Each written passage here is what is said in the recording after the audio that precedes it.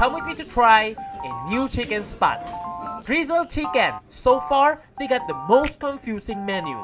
You got to choose specific rub and sauce for every chicken. Come on, I just want the best chicken you got. Anyways, let's first try the chopped bowl. Drizzled chicken plus drizzy rice. Very ordinary chicken with some sort of Mexican rice. Didn't impress. 6 out of 10. Solo monster.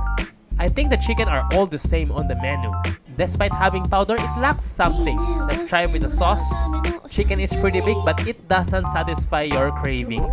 6 out of 10. They almost forgot our fries and yet it's stale and tastes like rancid oil. 2 out of 10.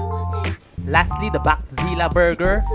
This one is better with bacon but it is still the same chicken as the previous ones. I'ma give it 7 out of 10. Sorry to say, this place is overhyped. Bye bye!